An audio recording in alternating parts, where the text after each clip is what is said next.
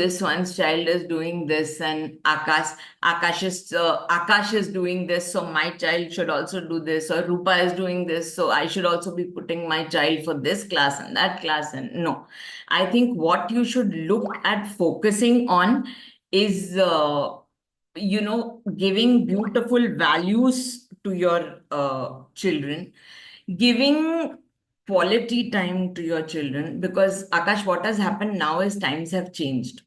Both parents are working. So in this working context, it is very difficult for a parent to sit and actually give quality time to their children. So what happens is, over the weekend, I try and take my child to a mall, or to some place that offers added attractions, and then I am too drained on the weekend to do something with my child. Instead, what I would tell today's parents is, spend that little time, but do something constructive and unique with your little one, because nobody knows your little one more than you do. Absolutely. Very beautiful statement, ma'am. In the end, no one knows your little one more than you do. And I think that's the first outlook which every little child has, or we had when we were children. If our parents would give us that back end support, I think we felt that feeling of concurrence. We felt that, yes, we have a back end support and I don't need to prove it to anyone. And I think that's what even the children of today's time would need. So, connecting it to my next question, ma'am, I Akash, remember. I'll bring you back to what you said. You said when a child cries, Yes. what do you do and how do you Oh, yes, that handle the was one baby? question. All right. So now I'll tell you what we do. Okay. Initially, we have what we call a settling period, where we let the teacher become a familiar face before we bring in academics to the class. All right. So the teacher bonds with the child, which I think is the crux of the whole story at school. If the child bonds with the teacher, your rest of your journey becomes extremely smooth. So at whatever level the child comes in, whether the child comes in at early years 1, which generally people call nursery, early years 2 junior kg, or early years 3 senior kg, we first look at bonding with the child. So the teacher would spend some time extra with the child, where she would bond, she would become friends, she would find out his or her areas of interest, which then leads the teacher to teach that child better, or to help that child cope better when the child comes to academics eventually. So say if she finds out that he's more interested in blocks, and she has to do a concept like numbers, then she would probably do it via blocks, so that the little fellow or felly is interested.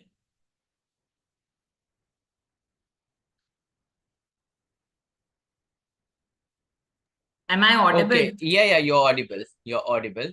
So, if I connect the next question to something that I heard you speaking, and this has struck with me for a long time now, like being a language teacher in higher grades, we constantly have this challenge of, why should my child be learning so much of finer nuances of language and all? And I remember you speaking, we no more have that concept of mother tongue. It's home language. And I love that statement, because earlier the fact was, oh, I'm born in a Punjabi family, so I'll speak Punjabi. I'm born in a Marathi family, I'll speak Marathi. But nowadays children are exposed to so many languages at their home itself. So could you please throw some light on this, the fundamental uh, importance of language in early childhood development, and how do you do that in your school? Language is extremely important, and research says that children can learn as many as 35 to 40 languages up to the age of 5. Now, no pre-primary head or teacher is that ambitious, so we do not reach that much. But we, at our school, we do 3 of them. Primarily, we do English. Now, there are 4 skills that we follow. The pattern that we follow is listening, speaking, reading, and writing. So first, the teacher does a lot of, talking where she expects the child to listen, and the children do listen. So what we do is, play a lot of fun audio, or the teacher tells a story, and, she will emphasize on the keywords that she wants the child to catch. So the tone of the teacher here matters a lot. We also do Hindi and Marathi at our school. I will also tell you how we do it. We introduce Hindi with a lot of poems and a lot of rhymes, say stories again.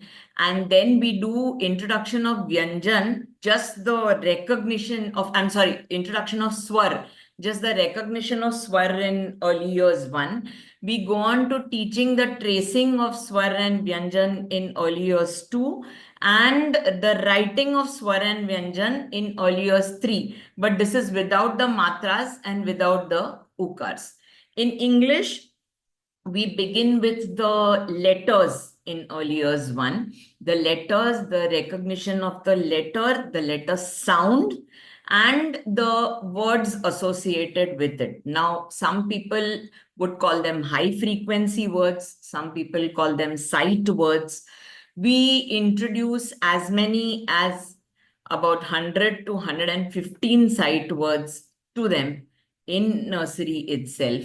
So what happens is it stays with you like a photo memory. For example, now if I say apple, everybody will immediately visualize a nice bright red apple. Some creative ones may think of a green and a yellow one also. Apparently, there are 9 colors that an apple has. All right. But usually a red apple comes to your mind first and you end up visualizing. So these words stay with you like a photo memory. And eventually the child just learns to recognize the word. Then we go on to joining words in early years too. So what happens is if the child learns, say A says a and A for apple, then we do at. Then that's where the joining of the words comes in. And then we go on to digraphs and trigraphs in the early years 3, where the children then learn to side by side write beautifully when they know to read. Lovely. Such a visual description you gave us, Rupa ma'am, of how language development and language acquisition happens in early years.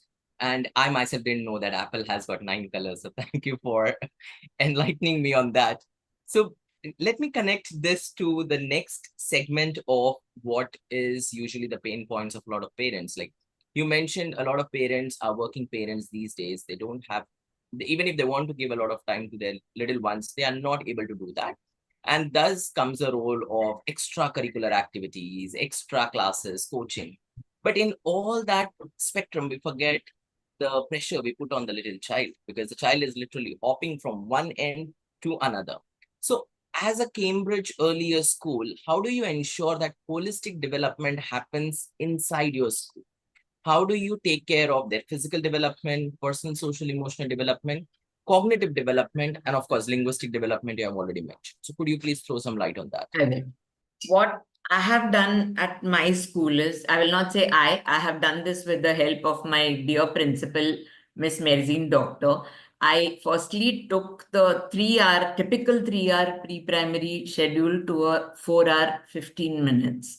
All right, so we begin at 8:30 and we end at around 12:45, which I think gives us enough time to space out these other activities and put them in consciously as a part of the curriculum. Because what happens in a 3-hour schedule is, though they say it's a prescribed schedule for early years, it is very difficult to then cram sports, dance, drama, music, all these co-curricular activities in that 3-hour schedule. And then academics for teachers becomes a challenge. So what happens is, because of that one extra hour that we get, we are able to seamlessly rope all these extracurricular activities in, along with, maybe sometimes giving that child a little support where the teacher would step, since we have 2 teachers, and here I would also like to, I know I'm deviating a little, but I would also like to tell the principals who are here that many schools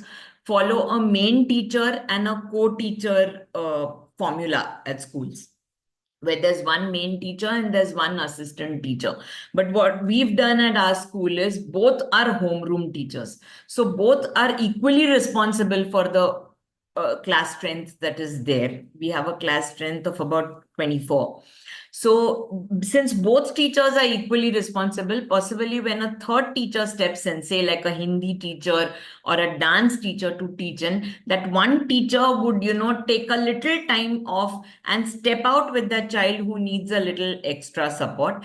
And then, if we think that the child really needs more support and say the parents are unable to provide it, then we keep the child for say about 15 to 20 minutes back after the class with the permission of parents to provide the support that the child needs so that the child is on track with the other ones in class.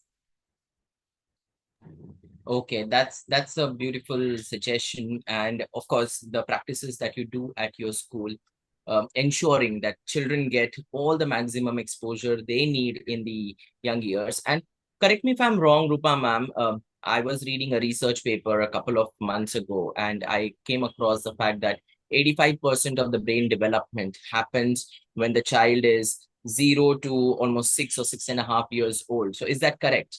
It is correct. It is correct. And that's the reason whatever we invest in the child's brain in these first 6 years, the formative years of their life, remains with them forever. Like we all remember the things we did when we were 4, 5, or 6 years old. We might forget what we did last week because the memory is so sharp at that point that we are literally absorbing. Thank you. So, Can I say something? yeah. Please. I've Go got on. one more grandmother advice for all the young parents here. Please do not give them those iPads and tablets and mobiles, because I think this is one addiction that is worse than drug addiction. Okay. Whatever you see in the first 5 years of your life, this visual memory stays with you for the rest of your life. Like I said, for the sight words, the photo memory. Similarly, this stays with you for the rest of your life. So I think you'd rather, I mean, I would recommend the parent picking up one small book and reading even 3 lines to a child rather than just giving a mobile, because it is now convenient and the child is quiet for some time. So you hand over the mobile and say, all right, now let me do my work and you do yours. No, I think finish your work and then sit with that child and do something constructive, even something as simple as, if you've gone out somewhere, ask the child to do a little reflection of the drawing that he saw. The child may come out with something very, very interesting that you've not noticed. So then you will realize how keen an observer your little one is when you take that child out somewhere. So reflections also are a very important part. And forgive me, my dear parents, I may sound old school, but I think I would just say a no to those iPads, tablets, and mobiles. Okay, thank you so much, Rupa ma'am, for throwing light on that. How we are rather degenerating our children by overexposing them. Little exposure, of course, as an educational practice is good, but of course, under safe environment, under the observation of an adult, when the children are using it, and of course, for how much time are they using it? Are they constantly hooked Correct. to all these digital devices, or are they actually going out and exploring their physical, mental, social, Yes. emotional capabilities? So connecting that to two questions, which are my questions and also the parents' question, is number one, at what stage or how should we introduce the phonetic understanding to children in simpler terms, the phonic scheme, so that they become fluent in their Like I reading said or in writing? earlier, one Yes. is self. I mean, if there are parents who are sending their children to playgroup, Hmm. then I'm sure some playgroups begin it there itself. Hmm. But if the child has not had exposure, we take it that the child has not had, all the children have not had any exposure, and we begin the letter sounds from nursery itself. Then, like I told you, we go on to joining those sounds and reading two-letter words, then three-letter words, then, like I said, digraphs, trigraphs, and so on and so forth. Okay. Another question is the entire thought behind writing as a skill. I think it still is a kind of a misconception to a lot of parents. Like the more we write, the better it is for their future years. But writing, of course, has got two different segments. One is copywriting it from the board, and the second one is writing imaginatively, writing your thoughts down. So could you please throw some light on that? How Cambridge Earliest prepares for writing? Sadly, the myth is it does not. So from your experience, how do you cater to that need so that when the child is moving on towards a primary classroom, the child is ready to write independently? See, again, like I told you, what begins with reflections as a drawing, then as they learn to read and write, the more they read, all right, the easier it is to write, Akash. Because when reading comes, writing comes automatically. And I think for this, fine motor skills play a large part. So these young parents at home, I mean, I would suggest instead of not that they cannot afford, everybody these days can, but though you can afford educational toys, I would say give something as simple as mix, grains of rice and dal and ask them to separate it. So what happens is when they're separating the dal and rice, they're doing this and this is developing. This is the beginning of your quack quack grip or the pincer grip, which is very important when you start writing. So subconsciously, they are developing their fine motor skills or writing in sand. I'm sure all of us as children remember going on the beach and then, writing letters in the sand and enjoying doing all those activities. So a lot of kinesthetic activities help, a lot of sensory motor activities help. And I think instead of hurrying with that writing, if you do a lot of pre-writing skills, say like a scribbling or, even simply holding a crayon and just writing anything that the child feels like. I mean, that you may go to a vegetable market and the child may say, all right, I saw brinjal and color it pink, but that's okay. Again, that's the child's imagination.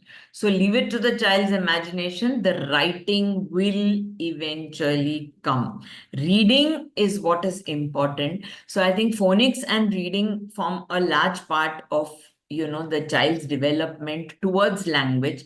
Writing follows, so much so that I don't mean to boast. I don't want to sound as if I'm boasting. Parents, please don't get me wrong. But my children write comprehensions and write reflections in senior KG. They end up writing. They may not, their spellings may not be spot on, but they are there, with the help of the sounds, they come very close to the word, and they may use a K instead of a C, or something like that, but they end up writing all the reflections by the time they get to grade 1. So I think preparing, since there are some principles here also, I think when you look at your early years program, back mapping that program becomes very important from an educator's point of view. So whatever you want the children to be ready for in grade 1, I think the senior should be based on that. The junior curriculum should be based on the senior,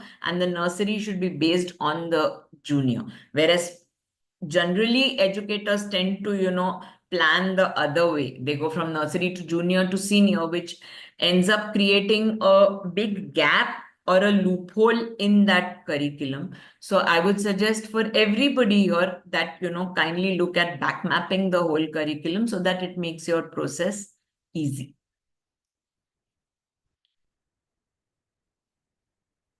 Lovely. That was interesting to see how you further help children in their linguistic skills. Now, moving on from language towards another usual pain point, that is math.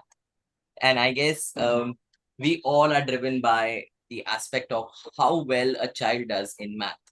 So, Rupa ma'am, 2 points which I want you to highlight on is how math is not just about plus and minus and counting and not chanting, etc., etc. How it's more towards a logical development of the brain, and how as a Cambridge practitioner, you support the mathematical thinking in your classroom. I think that's a pain point which a lot of parents have also put in the chat box. And having math as a fear myself, how would you guide a parent to overcome that fear for their children? I think, again, everything, if you make even math fun, all right, it becomes much easier for a child to grasp than just making it, like you said, rote counting or directly getting to numbers. So, before even coming to numbers, I think the pre math concepts, like, say, the shapes or the opposites, or even teaching the concept of full and empty, like I said, opposites. And then when the child knows that empty is means nothing, then you begin with a zero, and then you attach a value to a number and begin teaching numbers. But that should come really late in the day. First, I think honing pre-math concepts. So even at home, when the mother is cooking, say she can give her child the utensils to play with. You give a small vati, and then you give a slightly bigger utensil, you give a bigger one. That teaches the child to learn how to stack, because not everybody can, say, bring in a Montessori tower of stacking and teaching the order. But you can do it with simple things at home. Or you have different sizes of spoons, so you say you go from small to big or big to small. These are very easy things parents can do, and they're absolutely cost effective. And I'm sure parents are creative enough to build on this. So this is what we do at school. Not that my girls don't bring in spoons to school, but this is what we do with everyday objects at school. So we even go from small to big or big to small in terms of stacking, like I told you, order. And if you teach this, then when you're teaching one and two, the child is able to relate that, okay, one means this, two means this, and this is a little more than this. Lovely. So, And Cambridge, mind you, hmm. Akash, Cambridge gives enough resources to the teachers and even to the parents. All right. I mean, since we are speaking of resources here right now, because we are addressing a large group, I don't know how many are already Cambridge earlier parents. I gave these general examples, but I would I would like to emphasize here that Cambridge gives resources not only to the practitioners but also to parents to practice all this at home. So there is an open forum where parents can go to the school support hub, access those resources, use those resources for their children, which I think helps a lot of parents who do not come from education background.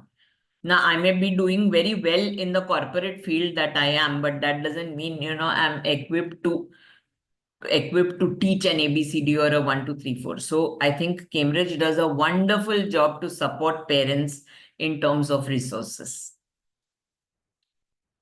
Thank you, Rupa ma'am. And that was precisely my next question for you. Cambridge talks about a trusted partnership between the parents, the community, and the school. So, uh, as a Cambridge early years school, how do you ensure, or what would be your tips for ensuring that partnership sustains? Because this has the entire journey for a child's education is in partnership. It takes a village to raise a child. Someone has said it beautifully. So, what's your take on that partnership? Could you please continue on that last statement I further? think a child is an ideal amalgamation of a parent and all the teachers he goes through. Okay. So right from early years 1 to early years 2 to early years 3 and through primary, we have something called a bridging program, Akash. Before I come to, what you actually want to understand from me, what we do is there is the teacher kind of handholds the next teacher to make her understand more about the child, and make her understand more about what his or her actual needs are. And what we also do periodically is not only just at the PTMs, but if we think that the parent needs more support, then we call in and then we tell the parent that these are the resources you can access, or these are things that you can do at home to provide that additional support to the child. Lovely. And constantly being uh, a, a catalyst who involves in the process rather than interferes Yes. in the process is something that schools would expect as well, because it's like together we are there to shape the young child. What And happens is when you call the parent in, hmm, possibly you also get a perspective of what is happening at home.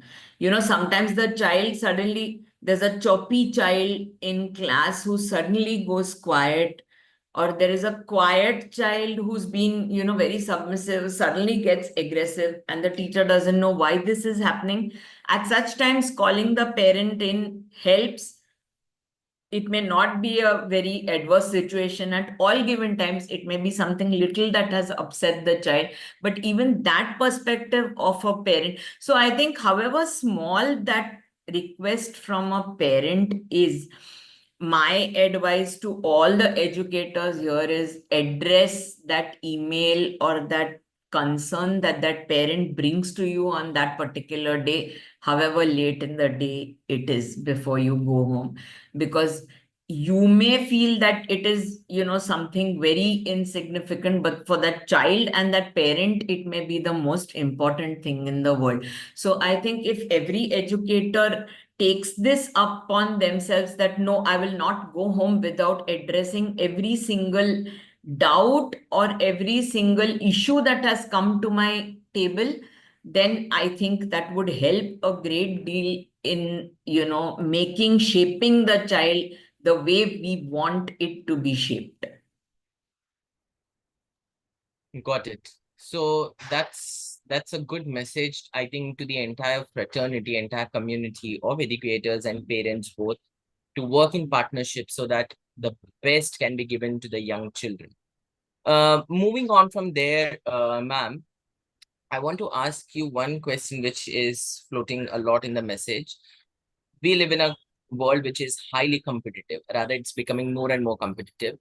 Secondly, there are grandparents at home which expect certain things from the children to do. So, what's your take for the parents around this whole concept of competition? Uh, how can they protect their children and redirect them towards more of looking at it in a more sensible and a sensitive manner? There are two issues that you're looking at here: grandparents and competition. Okay, we'll address the grandparents first. As a family, since most of the parents still do live in a joint family setup where, the grandparents form a large part of the family, what you need to do in the early years when you plan your child itself is plan your strategies for the house. Because what happens is, if grandparent says A and the parent says B, and say A suits the child, then the child ends up tilting towards the grandparent just because now that particular point is suiting that child. So what happens is, whatever the parent is saying, there is no value there. So what is most important here is we charter, like, every educator, lots of them do it. I think 99.9% of schools do it, that everybody has their classroom agreements, or what we call classroom essentials. All right. That we are going to walk in a line, we are not going to run, we are not going to waste our food, all these kinds of essentials. So I think every family consciously needs to sit down and say that this is what we will follow and this is what we will look at. Now, sometimes it is very circumstantial, and a grandparent may say something and a parent may not agree. So instead of, dealing with this in front of the child, I would suggest that leave that point at that point in time and discuss this when the child is not around, and come to a common conclusion where the child should know that yes, if it's a yes, it's a yes from everybody in the house, and if it's a no, it's a no from everybody in the house. So this is where the grandparents are concerned. Second thing is competition. I would like to know what is competition and what are levels of competition, Akash, because competition, beta, has no end for anyone. Today it may be a skating competition, tomorrow it may be an Olympiad. That's a favorite word with everybody now. It thought when they go into primary, it may be different levels for different things. So if you ask me, give the skills to compete, teach them challenges, teach them how to deal with challenges, teach them how to deal with setbacks. That is the most important thing I think a parent can give, educators give. But unfortunately, what happens with us is, as practitioners, we have very limited time.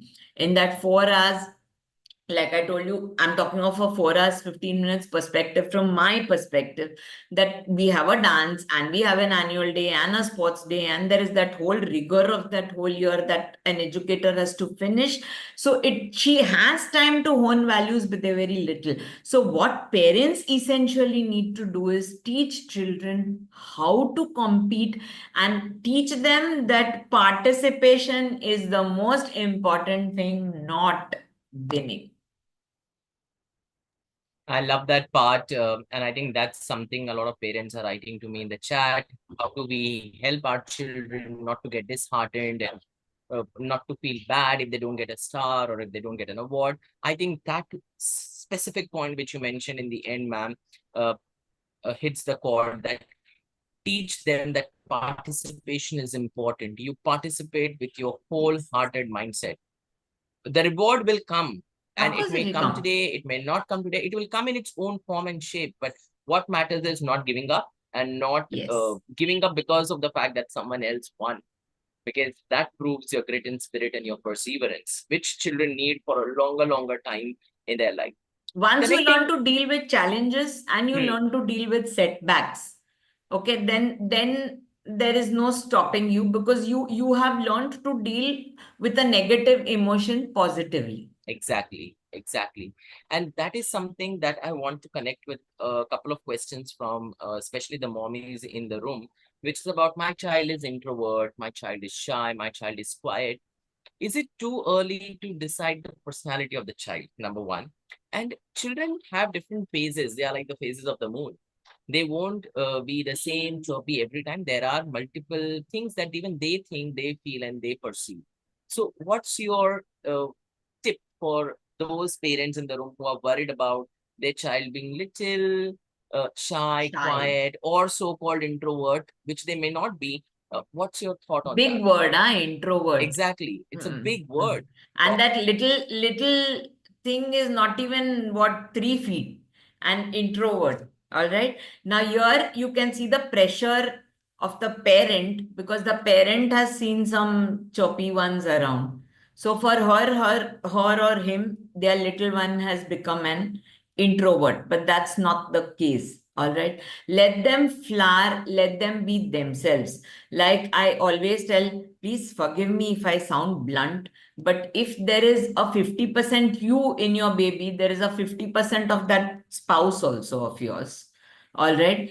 And there are genes from both the sides. I mean, we love to blame genes when it comes to negative things.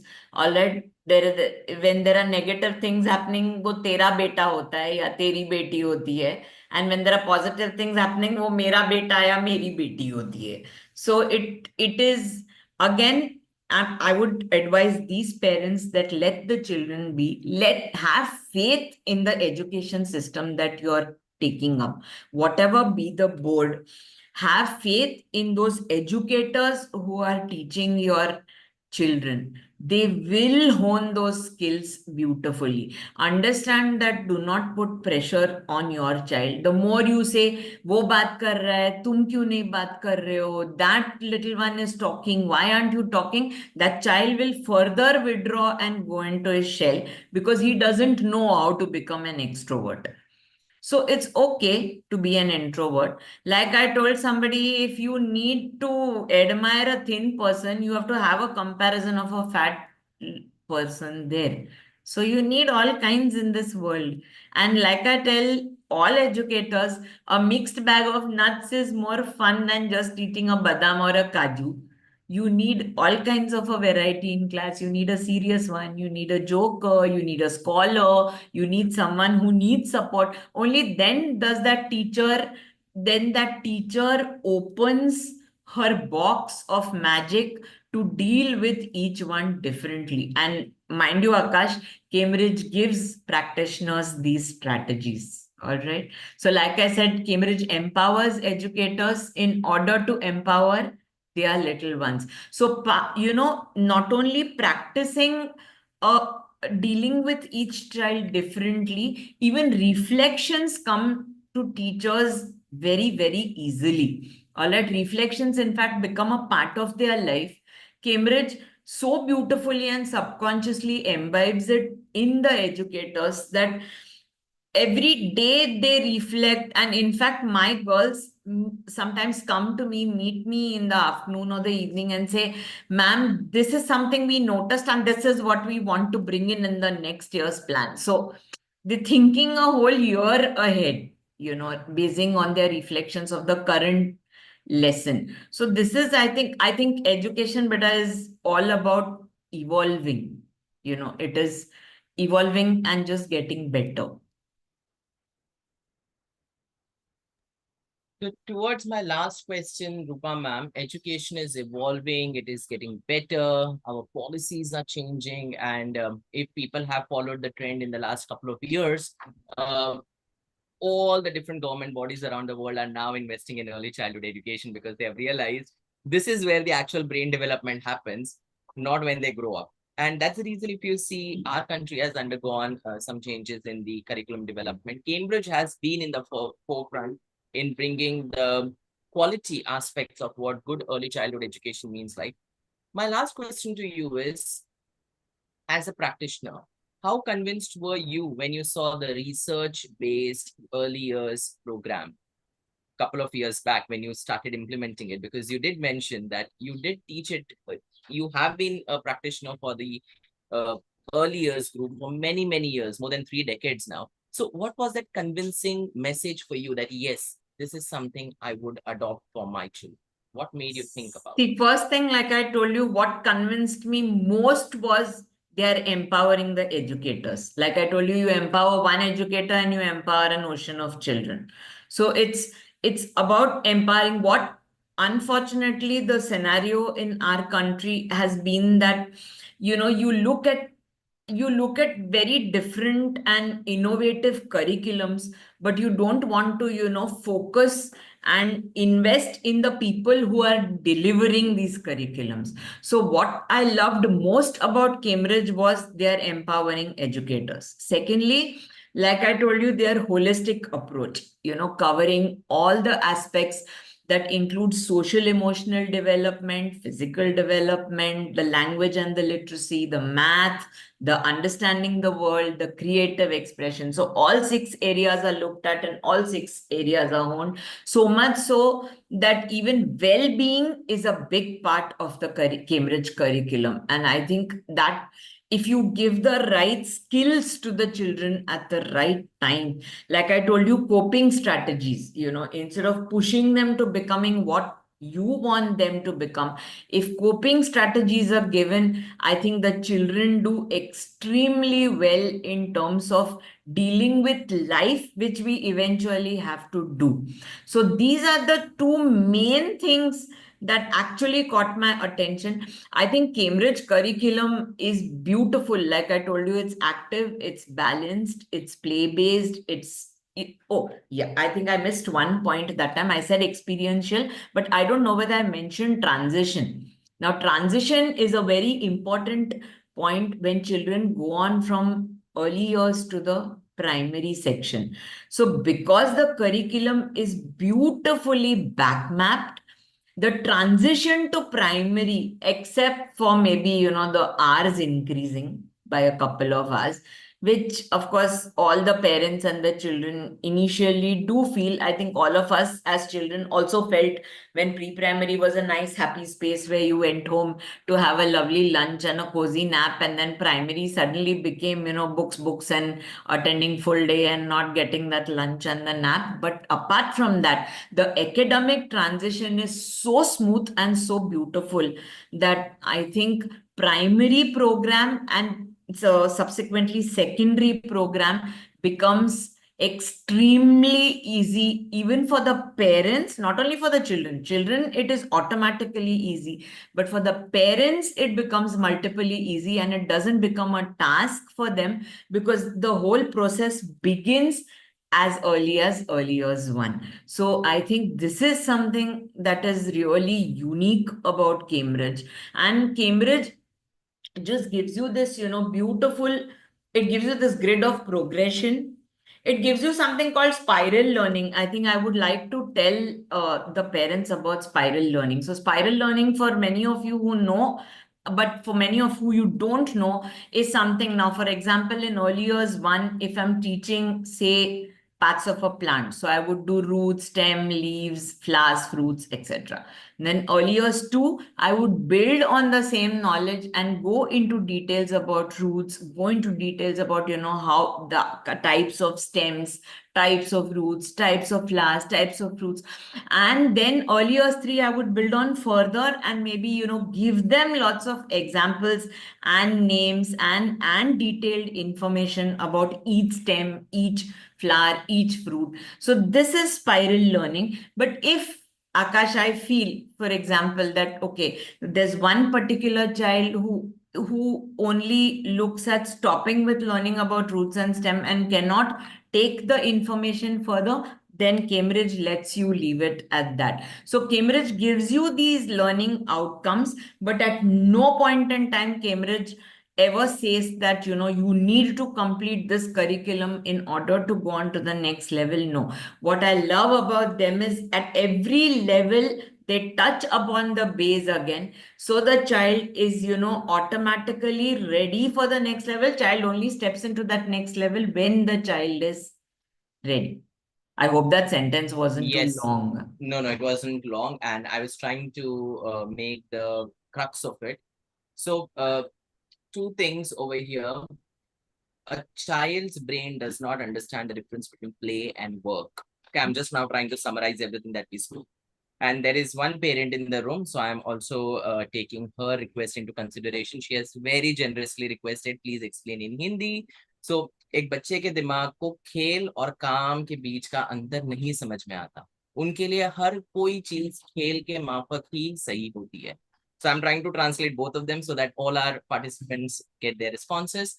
Second, don't compare your children with other child because every child is unique. They have their own genetics, they have their own personality, they have their own identity. अपने बच्चे को दूसरों के बच्चों के साथ उनकी तुलना नहीं की करना क्योंकि हर एक बच्चा अपने आप में खास होता है. हर एक बच्चे की अपनी अपनी कौशल्य क्या कहते हैं स्किल्स होती है, उनकी अपनी अपनी टैलेंट होते हैं. तो अपने बच्चे को आप और खूबसूरती से निखारिए, उनको और नर्चर कीजिए, उनको और ध्यान दीजिए, उनको और प्यार दीजिए. Because as it is said, a child needs love and everything can be conquered. ठीक है.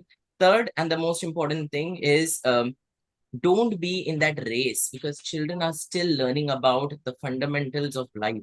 They have the rest of the life to get into race. So we might have that feeling, oh, they learned A to H. Now let me teach them the next letter. Let me teach them the next number. Oh, they already know 1 to 10. Let us jump on to writing the spellings of 1 to 10. Please don't be in that hurry. Let them explore things because the early years are the age of building in that element of curiosity, exploration, knowing the why. Why is it like this? We all had that thing. हम सारे ही शायद से ऐसे ही बड़े हुए हैं. ये ऐसे क्यों होता है? ये क्यों होता है? और हमेशा से यही एक जवाब मिलता है कि हर कोई क्यों का जवाब नहीं होता. और इसीलिए फिर हम उस एक माइंडसेट में आ जाते हैं कि हाँ सवाल पूछना गलत बात है. So don't do that. उन्हें सवाल पूछने के लिए और प्रोत्साहित कीजिए. Motivate them to ask more question so that they will learn how to find answers for themselves. And I think Cambridge Early Years program does that beautifully. It gives them that plethora of experiences to understand what, why, when, where, how on their own self. And that develops their lifelong confidence and competence. So on that note, Rupa ma'am, we have 5 more minutes, and I have checked all the questions. We have answered a lot of questions. Um, the last part that I wanted to, one of the parent has written, can I translate things I said in Hindi? So, sir, whatever I said in English, I just translated the same thing in Hindi so that all the parents in the room get that Next time short we'll have a synopsis. better vocabulary of Hindi. Tell her Yes, that. I'll keep a We'll Hindi keep list. Yes, equivalents for certainly. talent and skills ready in Yes. Hindi. Akash. As a mother, I want my child to excel. Am I wrong in expecting too much? Of course, as a mother, ma'am, you will have to first What is define your excelling for parameters her? of What exactly is what are your excelling for her? parameters of excellence. What you think excellent be may not be what the child actually wants to feel. So I think that collaboration and that discussion with your young pal will always be helpful. How can I help my child to speak English in early stage? Probably exposing them to good English, speaking English, and of course, listening to good English will help. It will not come out spottingly. It has to be a kind of a practice which you do with your child. Is scolding okay? Not at all. Please don't do that. We are all the byproducts of scolding. Explain them. I think in the chat box, I have given lots of link on self-regulation. And yes, Rupa ma'am, please, if you would like to add something over there. I think there is a fine line between being firm and I was scolding. So say that same thing 25 times with patience, with the same tone, without scolding. But at the end of that 25th time, if it's a no, it still stays a no. You do not relent. Otherwise, the whole purpose of your scolding fails. If you give in to the child at the end of the 25th time and say, Take Baba, now now you want it, take it, the whole purpose of that scolding has gone. So we need to be very, very firm, and in the same tone keep saying what you want the child to say. The child must know that this is what my mother wants and this is what I need to do. okay, lovely. Thank you, ma'am. Some other points are please help to deal with hyperactive kid or my child. Should I push my child in all the activities? Please, dear parents, don't be in a hurry. If a child shows any tendencies of hyperactivity, children are meant to be active. They are not hype. Sadly, our community, our society have started calling children who are active as hyperactive. I think it's just because they are bubbled with energy. Look at us as adults. We drag ourselves out of bed every morning because we have so many other things to worry about. A child's brain is like a plain canvas. They're always happy. And that's the reason why they are so active and energized. So please don't get into that misconception of my child is hyperactive and I have to tame my child down. Because if that comes into reality, the child might land up losing their self-confidence because they might feel it's not good to be active. So please don't do that. And I'm sure Rupa ma'am would with me on that. Am I correct in my answer, Rupa ma'am? Okay, Yes, yes. lovely. I think Uh, I would just like to add here to what you said. Happy parents, Akash, make happy children. So I think absolutely. concentrate on the good values that you have, hand them over to the next generation. Give love, be patient when you're a parent. I think that is the first thing you should do. And yes, be firm. If rule one is rule one, it stays rule one on day one, it still stays rule one on day whichever 4,000, 5,000.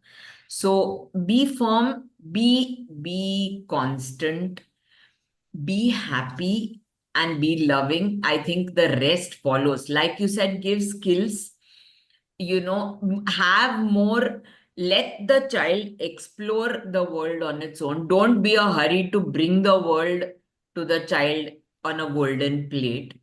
You cannot do that for very long. The child has to learn to face challenges, give scope for that. As a parent, instead of scolding, I would suggest create situations where the child is challenged to think, to, become an inquirer, as you said.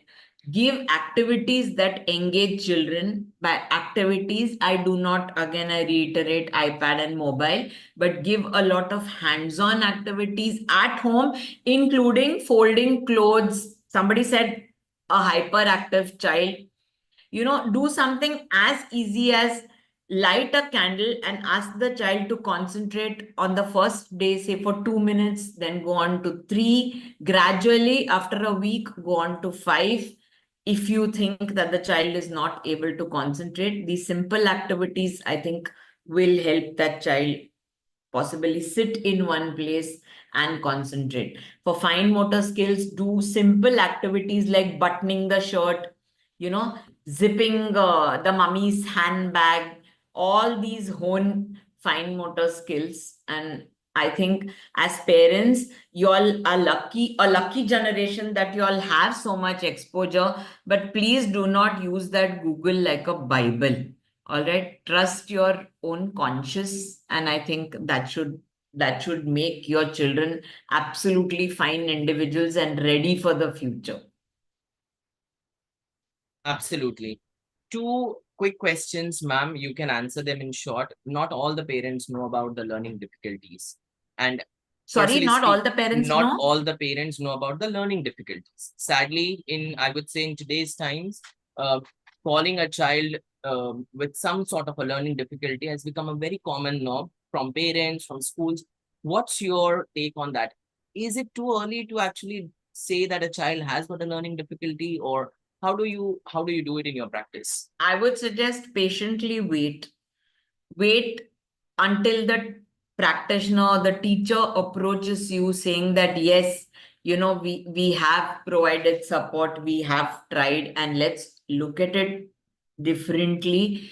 Most schools have their well-being departments in place in schools these days. They have a complete well-equipped well-being department. The teachers themselves, with the permission of the parents, then ask the well-being, say the counselor or the special educator, to step in to observe the children if need be.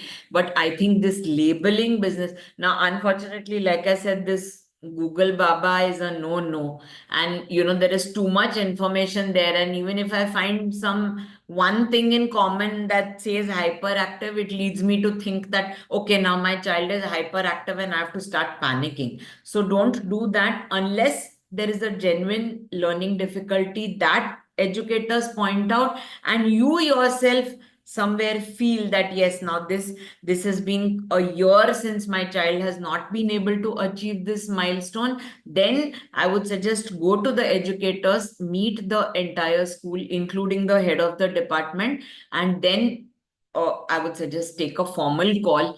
Do not go labeling, and do not decide yourselves that my child is a hyperactive child, or I think my child is dyslexic or dysgraphic, just because the child is mirror writing. Mirror writing is most common in early years. Most of them, 99.9 children, will get over the D and B and P and Q mirror writing by the time they are in grade 1.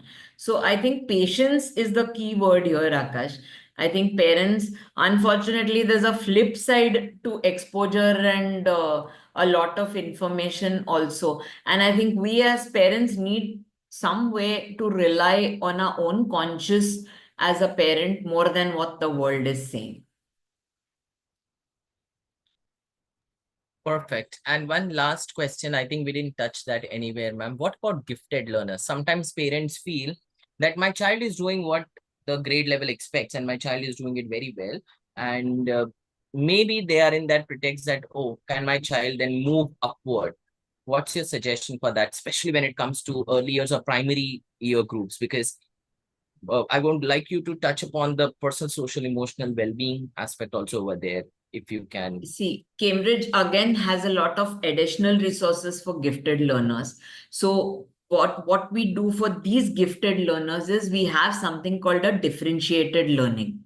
All right. So which means, like I said, in the spiral learning, possibly with that child, I would do a little extra. So say if the child ends up finishing the worksheet much earlier than the other children have ended up learning or finishing, then the teacher would keep that child back or take that child a little away from the class and give him something extra to do or some extra information for him so that he remains engaged in that given period in time till he transits. But I wouldn't recommend double promotions, because sometimes a parent feels that yes, my child is gifted, and see, understand that at the end of it all, the parent has a heart also in his or her place, but the educator has a head. So the educator knows, and unfortunately our government doesn't allow us to appear earlier than the set time for the given board exams, which I think you would be able to tell them better, though it is an early years program, that there is a cutoff line for them to appear for those eventual exams that they give at their boards. So there is no point in hurrying them, because what happens is, in this process of hurry and double promotions, then they are pressurized in another way. And then you want them to do equally well when they've gone one class up, or they've skipped a class and gone into an alternate class. For example, say from junior KG directly to grade one. So the child is competing with somebody who's now 1.5 years ahead of him. Lovely. Thank you so much, dear Rupa ma'am, for taking us through all the important elements of uh, good early childhood education, number one. Cambridge Early Years Program, number two, how you do it at your school, and lots of good parenting tips that you have given to our audience today. I think their bank of strategies is now filled. If they had any misconceptions about what is good parenting, what is not good parenting, I think that has also been clarified. We had around 74 questions from the participants, and we have made sure that we answered almost all of them in some or the other form, either in the form of a reply or you answered them live. Thank you so, so much for all the great work you're doing with the little twinkling stars in your classroom and making them grow up as sensible uh, adults who are going to be the future citizens of the world wherever they get into, because today's children are the uh, global citizens. And we have a message from one of the parents. Thank you so much for your time, clearing all our doubts. And I think that's what we as educators do. Yes. Dear parents, thank you so much for joining us today and giving us your valuable time. And we hope that you did get to see a brighter side of what Cambridge Early Years does with their children and how it shapes the minds of the young children. In the chat box, we have posted two links. One is to find a Cambridge school near your vicinity if you are in different parts of the country. And secondly, there is a feedback form. We would appreciate if you can spend 2 to 3 minutes of your valuable time and share that feedback form. It will be really useful for us to plan our upcoming events. And on that note, we call this an end. Have a lovely weekend ahead to all of you. We will keep the meeting on for the next 2 minutes so that people can just open the link and fill the form. Thank you so much to the coordinating team from Cambridge for all the logistics work. Thank you so much. Have a blessed day ahead. Thank you, ma'am. Thank you, Akash. Thank you so much.